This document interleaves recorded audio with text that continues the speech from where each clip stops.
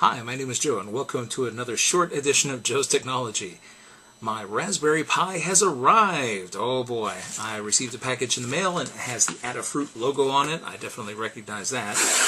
So I thought I would show you, in case you're curious, if you buy a Raspberry Pi, what do you get? Oh, here, let's take a look. Oh boy, a little musty. Well, keep in mind that I bought a few accessories that are probably not going to be standard. Okay, looks like there was nothing else in the package.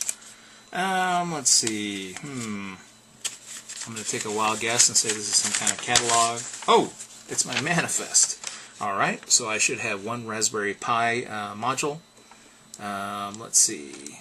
The beam, my card, my case, and the little power supply. Alright, so let's take a look. So here we have the Model B+.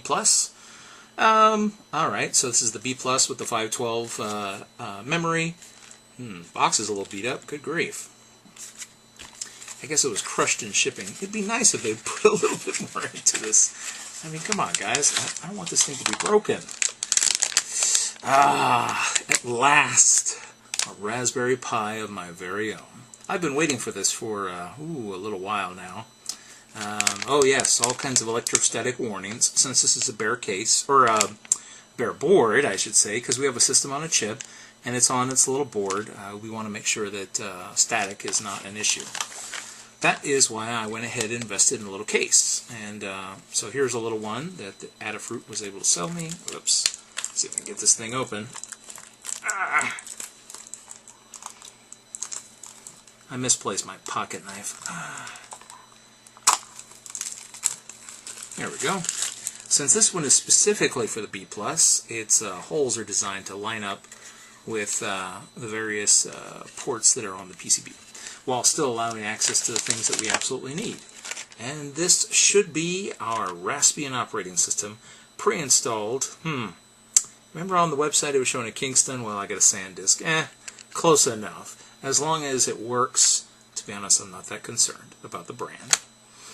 Alright, let's see. Oh, and then of course, last but not least, our little power supply, which will require a USB cable, since it's just the actual unit itself, and they leave it to you to choose your own cable, but that's fine. I've got plenty of these things laying around, so I should be able to plug that in with no problem, and get the Pi up and running here in just a few minutes. In fact, step one for me, well, let's see here, let's make sure I've got no static issues. I know, you notice that you don't see an anti-static cable on my wrist anywhere. I live dangerously. So I'll touch a piece of metal in order to ground myself, and then it's time to open this thing. Oh boy. Oh, it's not even sealed. Alright, so you just take it right out. There she is. Ooh. 4 USB ports. It's got a NIC. We've got HDMI. Now there is still analog video out here with a special adapter, but I have no intention of ever using this. HDMI will be the only thing I need, and then our power comes in through this mini USB here. So there we go, the Raspberry Pi B. Now this will be my YouTube computer. It will upload all the videos. Now you may have noticed that I uploaded quite a few this weekend. I'm just kind of trying to get in the swing of things, get used to the pace. From here on out, this little device will be the one that's uploading everything, so I'm just going to go crazy. In order to get my channel's been up for a little while. It's not been noticed by a lot of people. So I'll just flood the internet with buku amounts of videos, and then we'll see if somebody somewhere happens to subscribe. Now here's where we put on the micro SD. From what I understand, it's actually spring-loaded, so it should be very easy to put on here. But here, let's give it a quick try. And let's see, our case, well, there's not really much to it. I mean, it's just a little hunk of plastic. Let's see how it pops apart. There should be... okay.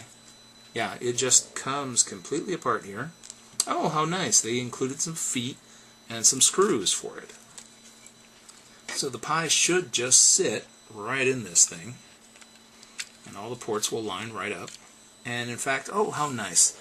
It may be hard to see because it's dark, but there are little standoffs that the Pi apparently, and it fits right over the little screw holes that the Pi has here. So this little case that I picked up should be just fine. And the Pi is lining up with all of its holes as it should. So I'll just put this on top gently. Let's see, make sure that it's actually completely seated. It just seems like it's sitting up a little high. There's nothing in the way. Okay, let's make sure that all of these line up.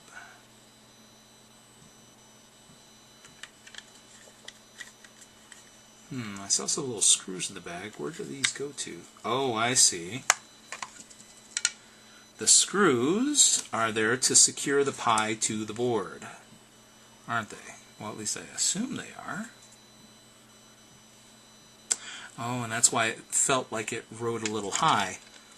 This particular one, let's see if I'm correct.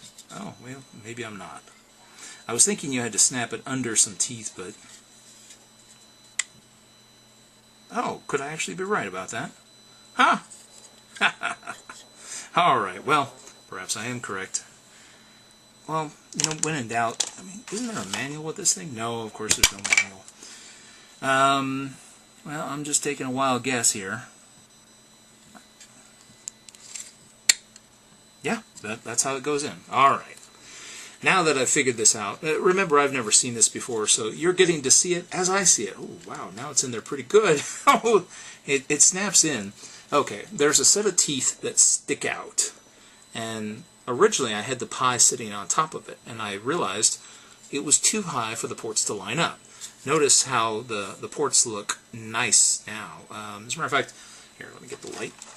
Since we have the light source behind us, it's a little harder to see. But notice how nicely the ports are lined up now. Oh, wait a minute. You know what? Oh. Just want to make sure that USB port is accessible. It looks a little on the low side. What do I have that's USB that we can try? We have a USB key. Let's give it a shot. I just want to make sure that the port does in fact line up before popping this thing together. Oh, and it does. Okay. Alright, well, optical illusion, I guess. Alright, yeah. So there are teeth that stick out. It actually goes underneath them and then drops on two little standoffs that stand up. And once it does, it, I guess, snaps into place because now the thing's not coming out. So here we have the Raspberry Pi, and it's in its little case. And presto. Let's see. Now where do we... Ah, okay. So the ports line up. Just want to make sure. And it's that simple. I have a small server. Well, server workstation. The only difference is the job that you happen to assign it. And in this case, I'm going to assign this to be my little server. And the little port for the micro USB is still accessible. So I should be able to plug this in, and it's ready to go. Now I'm wondering what these screws are for.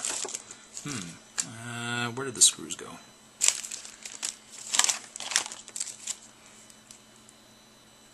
That's a good question. The nice thing here is there are little holes for those little rubber feet. So if you want to have it sitting on a table, so it has a little gel feet to sit on. Plus there are screw holes in case you'd like to mount this unit on the wall. And it looks like it's designed to mount this way so that the Pi logo is upright and that the ports are hanging down so that all the cables would go up into this. Raspberry Pis, remember, have, since this is basically just an ARM-based system on a chip, it can be whatever you want it to be. I've seen these, well, not Raspberry Pis in particular, but I've seen, for example, factories that will utilize small computers to run plotters or, you know, big machines that do very simple repetitive tasks. And they usually prefer to have them Linux-based so that it's much easier to just set them up and they don't have to worry about, you know, all the nonsense with Windows and things like that. Especially if it's going to be something simple and repetitive that doesn't require a whole lot of overhead. Alright, so this has been my unboxing of the Raspberry Pi. In my next video, I'll go ahead and fire this little gem up and we'll see what we get. Enjoy.